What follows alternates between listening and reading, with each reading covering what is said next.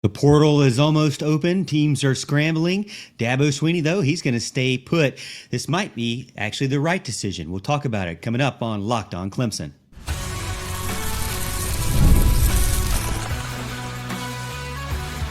You are Locked On Clemson, your daily podcast on the Clemson Tigers. Part of the Locked On Podcast Network, your team every day. What's up, Tiger fans? Morgan Thomas here, Clemson fan, Clemson grad, host and producer of Locked On Clemson, part-time host and producer over at 105.5 FM The Roar.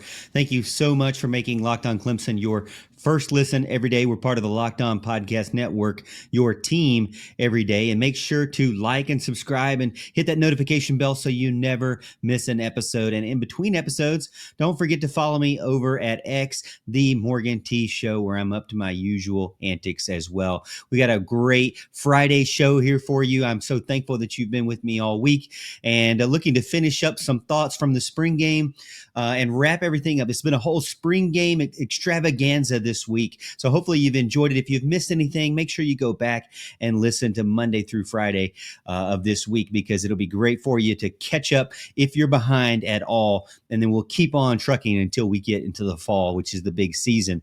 And I know everybody is waiting for spot the ball, as you're saying in the comments, for sure. Today, we're going to talk about Dabo Swinney's comments on the portal, not the portal necessarily from the first open window in December, but the second open window that's going to happen here in a couple of days, actually next week. And then Clemson's already got a player in the transfer portal that, they had recently redshirted us last year. And now Tavoy Feagin is a guy who was leading the team in recruiting efforts. Now he's no longer on the team. We'll talk about that. And then finally, we'll wrap up the show with some discussion about Brayden Jacobs. I've been drooling over this guy because he is a massive get for Clemson, and he seems like he is as ready as ever there was for a true freshman offensive lineman. So let's jump into it. Portal, what portal? Dabo Swinney is saying. He says his roster is ready for LSU, and the spring transfer portal window opens up on the 16th, and every major program is probably out there getting ready to make all the calls. Players are jumping in already, and you've got big names already out there saying they're moving on, or they want more money, or whatever it may be. But Clemson is not so much. Dabo Swinney says, hey, you know what? We like our guys. And I'm not really going to say much about how I disagree with this, because I like the guys that Dabo Swinney has as well. And the cool thing about it is he actually did use the portal. So this is just the second window that we'll be seeing here. And going forward, we'll know kind of where Clemson is now with the spring game behind us. If there anybody that leaves, maybe Dabo Swinney changes his mood. But right now, if the players stay where they're at, he likes his roster. And after the spring game, he made it clear to the media that he doesn't expect to add any more players from the portal, unless there's some sort of surprise departure. It wasn't like a black and white in ink statement, but he did say, hey, unless there's some sort of exodus that leaves us a big gap, he likes how he feels about the roster right now for 2025.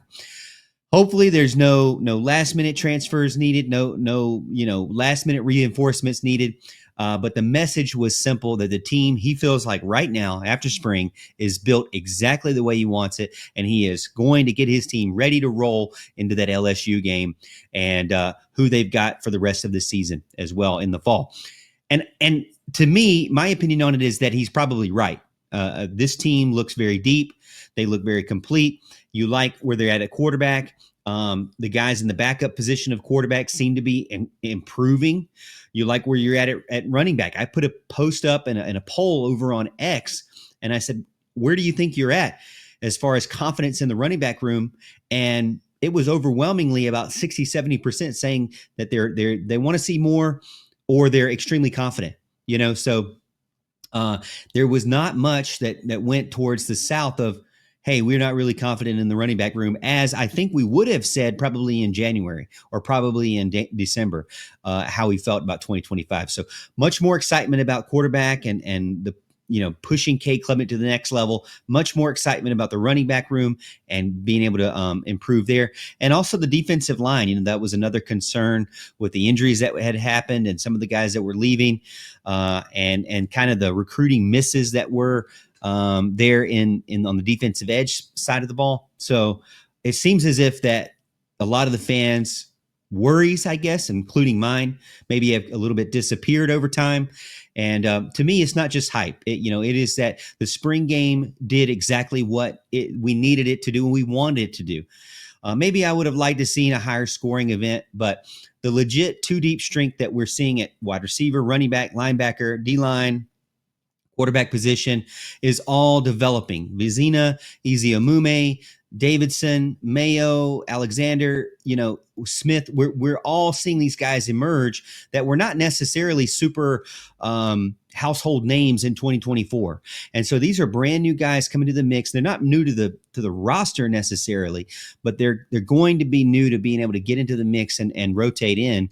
Instead of Clemson scrambling for the portal, they kind of should leave the spring game much more confident with the backups that they have and with some of the guys that are new to the team that may get into that rotation.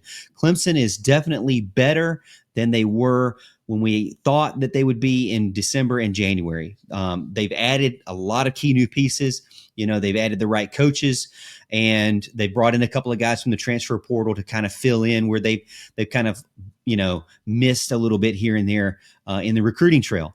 So we already talked about it this week. I know if you've listened to the podcast, you're already aware of this, but the wide receiver room is stacked. There should be no surprise to you if you went to the game or you listened to the podcast.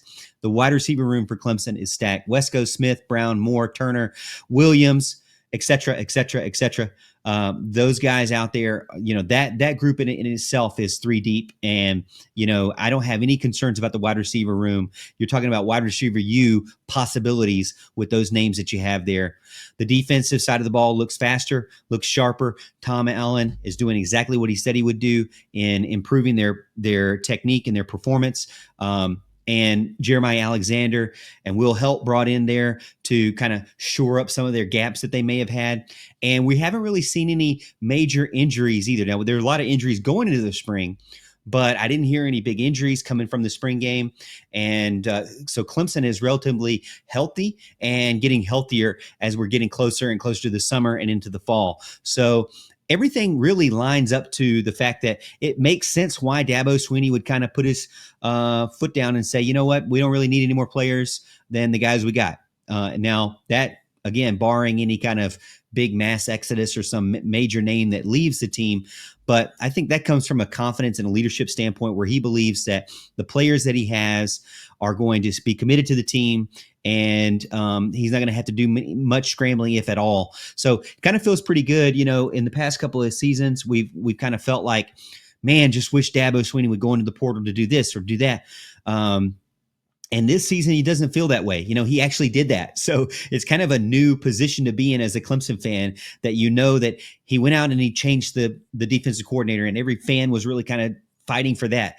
And fans were complaining and fighting for the defensive end, and he went out and got a new defensive end. So I think that Dabo is definitely, when they say he doesn't change, to me, he does adapt. Maybe not as fast as you would like, but he is a guy who makes calculated decisions that are going to progress his team forward. And he's not going to sit back and be a bad coach. He's not going to sit back and have a bad team. He's not going to sit back and be embarrassed. I will tell you that with 110% confidence in Dabo Swinney. He is not somebody that wants to get embarrassed on national television, and he is going to do the things that is needed to fix that.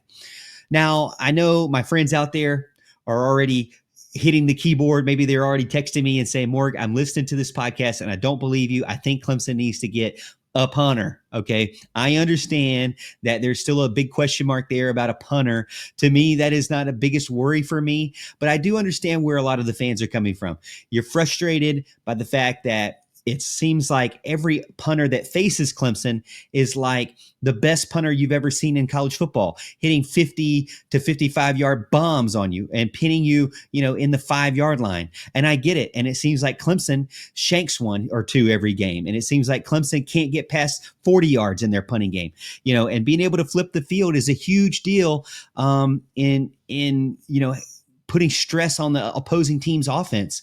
And I think that Clemson, I would agree. I think Clemson hasn't been able to do that. They haven't been able to stress out their opponent with relation to field position. And would I like to see that? Yeah, I definitely would. I would love to see some stressing out of the field position with a punter that can do it. Now, I'm not going to say that they don't have a guy already that can't do it, but from the spring game, we really didn't see much from the punter position. So, I can understand where there might be some frustration there. The offensive line, though, hey, let's talk about really core positions. Offensive line looks great. The defensive line looks great. Running back room, you're not as scared of as you used to be. The wide receivers look like probably one of the best that we've seen since national championship level. And the quarterback backups don't scare you as much as they used to. So there's a lot of areas where, you would think that you may be scared in the past that aren't now. Another thing is too, secondary. When I think about the secondary, that is one area that I kind of feel like, I wonder how good they really are. We'll have to kind of see. That would be, for me, maybe the weakness right now is where is the secondary at, considering they lost some guys that were some full-time starters there. The ceiling of this roster, though, is absolutely as high as possible. You don't need any more players added to this team to already be able to see that they are playoff level caliber, in my opinion. So Clemson's model is working well. Dabo Swinney's adjustments have worked well. If they need to use it, they'll use it. But I think the roster is set up for success for 2025, set up for the portal, for the playoffs in 2025, and to beat LSU right from the start in 2025. So you better believe that Dabo Swinney is going to do what he needs to do to get his team right where they need to be. And he definitely has a roster that can do it for sure. I don't think it comes from an aspect of stubbornness, like it maybe he had in the past, or an aspect of risk averseness. I just think it's confidence in the roster that he's in, that he has right now. Clemson's rolling with the guys they have. Spring was an indication that a lot of the guys have made the right kind of improvements, and I'm loving what I'm seeing. Next up, we're going to talk about one of those players that actually did leave the team, and that is Tavoy Feagin, and what it means for the defensive backfield and the depth there.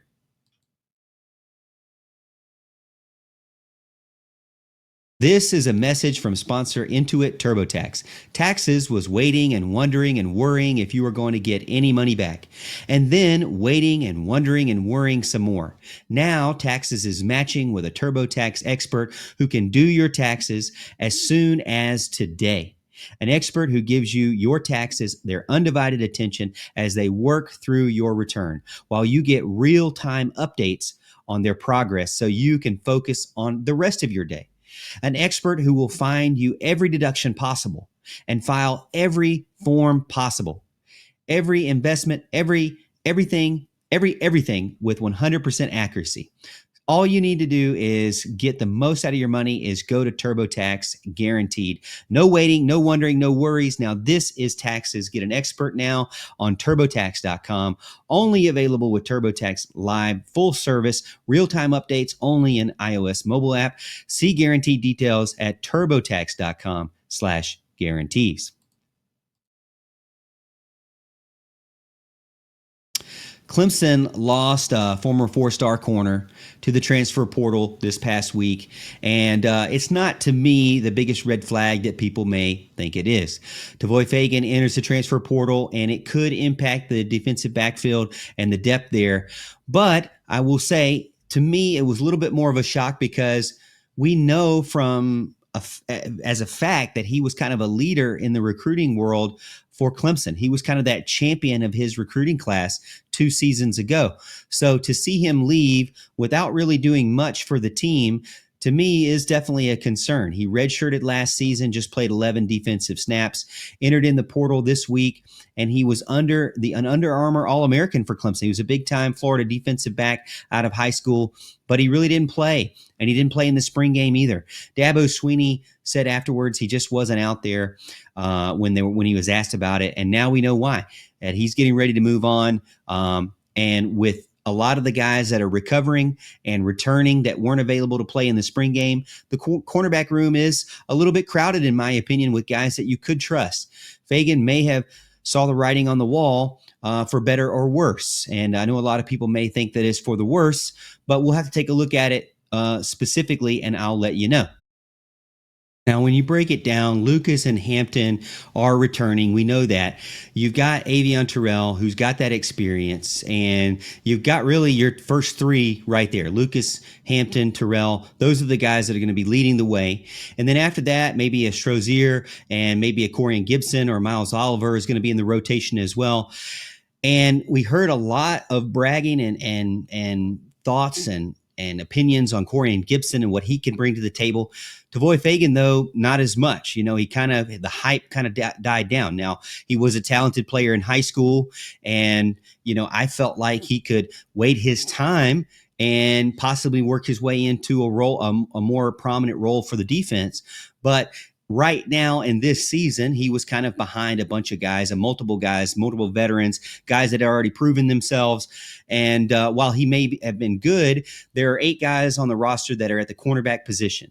And you're really only going to play 2, right? Maybe 3, maybe, but I don't think so, because you got like Khalil Barnes maybe going to be your nickel guy for sure, or maybe Tyler Venables or someone like that. So Feagin is your 8th guy in the cornerback room, your 7th guy in the cornerback room, behind guys that are definitely going to get the majority of the snaps. So to me, it kind of seems like he wasn't going to get a ton of snaps here in his second season with Clemson.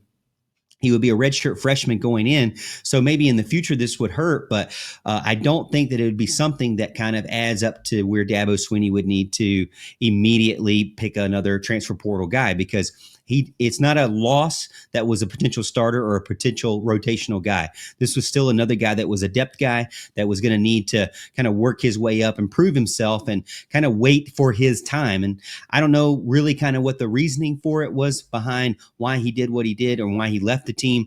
But right now, it doesn't seem like something that you would kind of jump into the transfer portal for. Now, was he a good player? For sure. He was a good player. Was he somebody that could play the majority of the snaps? No. Half the snaps? No.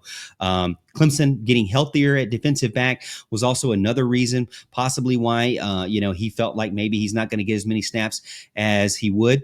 But it is kind of unfortunate, because this was a guy to be your next man up in a couple of years, or maybe even a starter in a couple of years. But a lot of people maybe not want to wait around for that. Feagin could have been a contributor down the line to me. He did have a ton of offers out of high school, but again, Lucas, Hampton, Strozier, Terrell, Gibson, which was in his same class, that kind of, we heard more about him than Feagin. So, when you got a guy that's the same age as you, that's kind of getting more love than you, kind of adds up to me more writing on the wall there, possibly. But he definitely is a talented guy. Clemson's depth is real, and it can put some stress out on some guys who maybe aren't climbing up as much as they were, or maybe not getting opportunities as much as they think they should. You can't keep everyone happy. That's something that I've learned as a coach myself, and it's difficult, to be honest with you. I'm a guy, my personality is I want to make everybody happy. But as a friend of mine told me, you got to either be the coach or you got to be Santa Claus.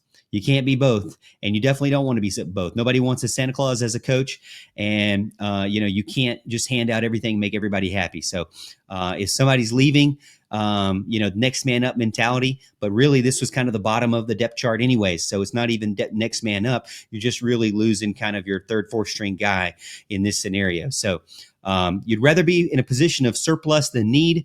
So I wouldn't say panic button in this situation for me would be 0. I'm not thinking about it at all. This is the part of the new normal in college football. These guys are going to want their playing time, and they're going to want it earlier and earlier. They're okay with redshirting 1 year, but they're not going to redshirt and then play nothing the next season. So with him being a redshirt freshman, this is technically his 2nd season with Clemson, and not getting any snaps in the spring for whatever reason, you're going to lose guys like that, and you're going to lose backups. And then that's not really part of your plan.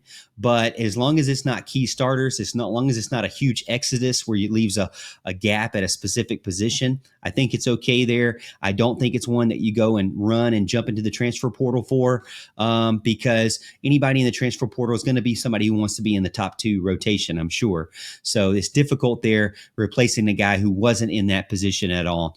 It is definitely a concern, because it seemed like he was what you would say all in for Clemson initially, and when he was a recruit and when he was in high school, he kind of led the way in getting guys to come visit Clemson and hyping up Clemson. But unfortunately, things just did not work out for him, whether it be on the field or off the field. Just things weren't aligning for Tavoy Feagin. And this is, again, part of the new normal of college football. You kind of wish these guys the best and hope that they can achieve their dreams as a human being, whatever those dreams may be. But as far as impact to the team, I would say, not a very huge impact because we just didn't have enough time. The sample size really wasn't there. The opportunities for him really weren't there. And so best of luck to him. He definitely has talent. We did videos on him, and we watched, we talked about him on the radio a ton. But for Clemson, the defensive backs field, the cornerbacks specifically, they're getting healthier. They've got a ton of depth between, more than three levels of depth there at the defensive back room. So that group is in a strong place heading into the summer. And as long as they stay healthy and they get healthier, I think you really have nothing to worry about from a Clemson standpoint. So to me, scale of 1 to 10, I would probably say like a 2 or 3 as far as worriedness about this player. But again, wish him luck, and hopefully, he can find a landing ground where he can, show off his talents to the world for sure. All right, we're going to finish up the show and finish up the week talking about a true freshman offensive lineman. We don't talk about true freshman offensive lineman much, but there is one that definitely deserves our praise, and we'll talk about him coming up.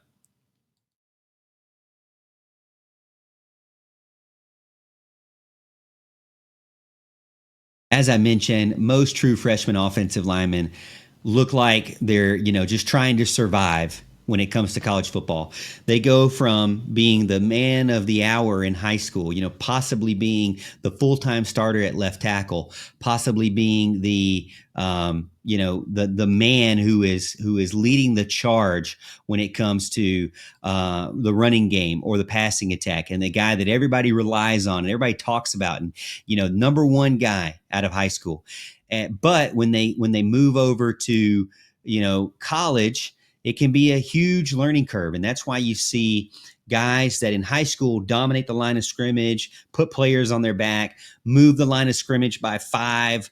Gosh, sometimes we see videos of guy 20, 30 yards downfield, just pancaking guys, getting to the second, third level with ease and winning things in one-on-one, and just having just a dominance with the players in front of them on the defensive line, and just being able to just be everything that you would want and more with a physicality at the offensive line position. But a lot of times offensive linemen is probably the one position that you could say is most difficult to transition to the college level and then ultimately to the NFL level. You can have the measurables, you can be 6'5", 280, 300 pounds, which is kind of scary to think that you can do those things at 17 years old. But there are plenty of guys that are 6'5", close to 300 pounds as true freshmen, as high school seniors, and they are just absolutely dominating. But, transitioning to the college game is different for a lot of players, and it's very difficult for the offensive line. What you used to do well in high school, you may not be that great in college. So most true freshmen just trying to survive, just trying to get a few snaps in the spring game and not look ridiculous. But Brayden Jacobs, this guy is a true freshman, and he went toe-to-toe with guys like TJ Parker out there, jab for jab, holding his own, had great balance, and I think was one of the most exciting guys to watch in the spring game. He was one of those guys I told you to circle and to pay attention to, with him being able to step in while Tristan Lee is out in injury and working his way back to health. I got to be honest. That's a very difficult assignment to do at left tackle, starting out as a true freshman. On one side, you're blocking, and you're just trying to figure out the playbook and make sure you're listening to the snap count and doing the right play, right, and working well together as a unit. On the other side, you have a threat immediately in front of you, like your Clemson level, NFL level edge rushers and defensive tackles that are coming at you, and linebackers that are coming at you. You guys got guys like TJ Parker and Will Helt in practice that are coming at you, 6'6", 6'7" guys, big, powerful guys that can really transfer their momentum and know how to attack the quarterback in the backfield at an elite level.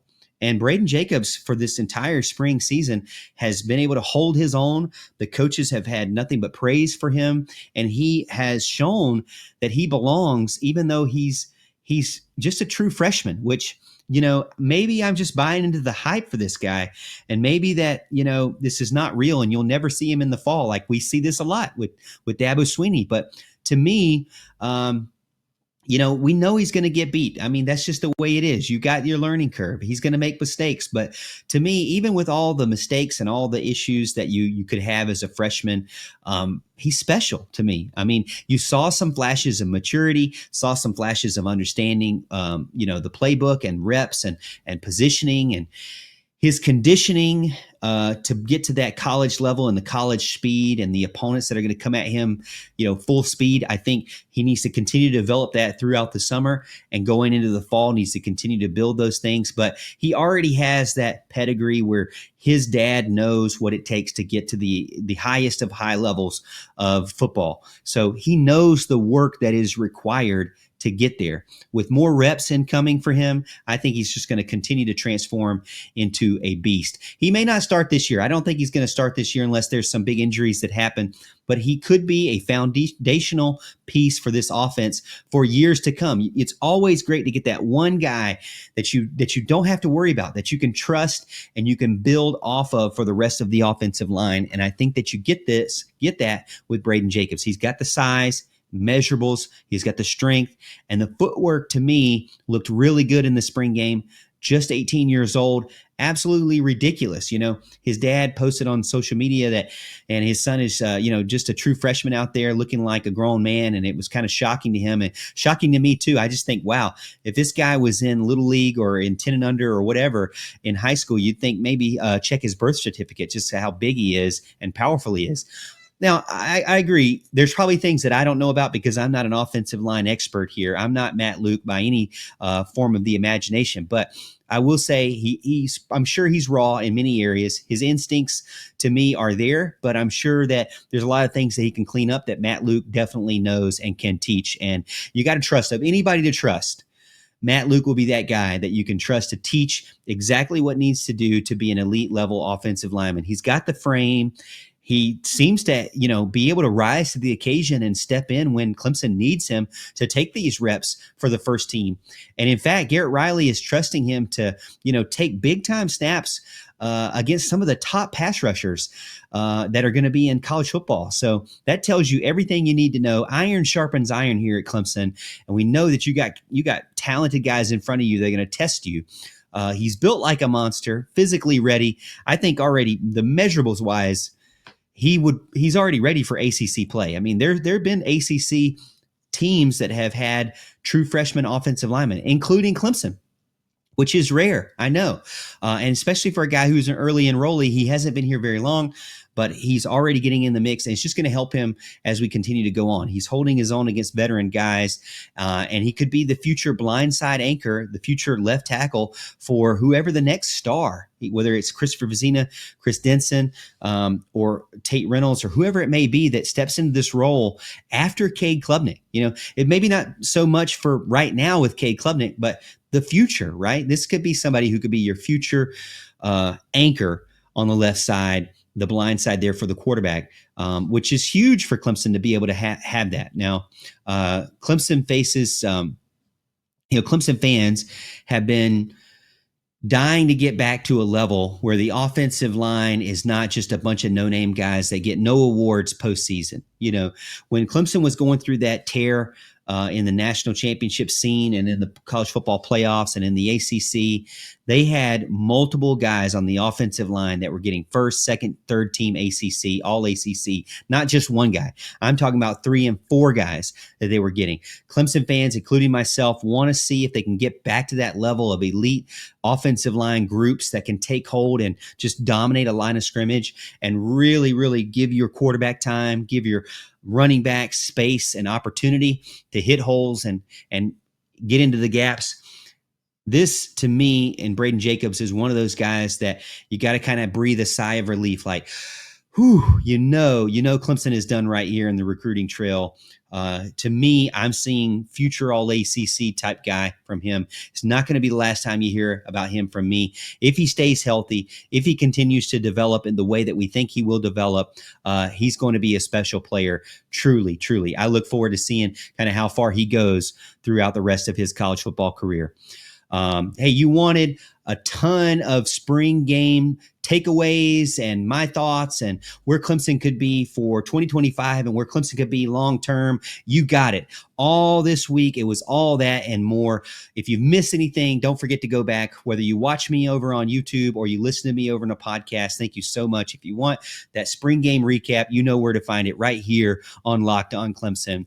I appreciate everyone being a part of today's show. Thank you so much for making Locked On Clemson your first listen today. For your second listen, check out Locked On NFL Draft with Damon Parson and Keith Sanchez as your favorite collegiate players get ready for the next level. Get the latest draft rankings, rumors, and news every day. Find Locked On NFL Draft on YouTube or wherever you listen to podcasts. Hey, that's it for this week. Thank you so much, Tiger fans. And as always, we'll see you at the top of the hill.